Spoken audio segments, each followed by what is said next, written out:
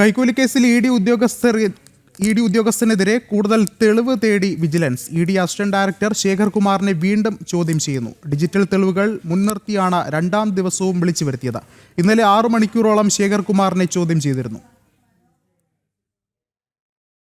ഇന്നലത്തെ ചോദ്യം ചെയ്യലിലും കൈക്കൂലി കേസുമായി ബന്ധിപ്പിക്കാവുന്ന മൊഴികൾ ശേഖർ കുമാറിൽ നിന്ന് ലഭിച്ചിരുന്നില്ല.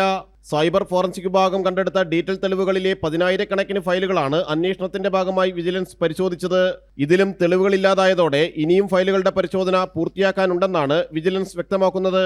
ഇ ഡി ഓഫീസർക്കെതിരായ തെളിവുകളുടെ അഭാവത്തിൽ അന്വേഷണം വഴിമുട്ടിയ ഘട്ടത്തിലാണ് കൂടുതൽ ചോദ്യം ചെയ്യലുകളിലേക്ക് വീണ്ടും കടന്നത്. നേരത്തെ അറസ്റ്റിലായ വിൽസന്റെ മൊഴിയുടെ അടിസ്ഥാനത്തിൽ മാത്രമായിരുന്നു ശേഖർ കുമാറിനെ വിജിലൻസ് കൈക്കൂലി കേസിൽ ഒന്നാം പ്രതിയാക്കിയത്.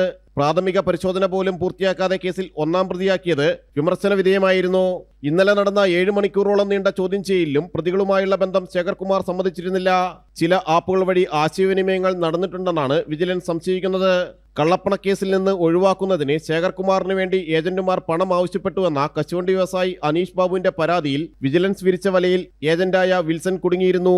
ശേഖർ കുമാറിനെതിരെ ഇ ഡിയുടെ പ്രാഥമിക അന്വേഷണവും നടക്കുന്നുണ്ട്. ജനം, കൊച്ചി.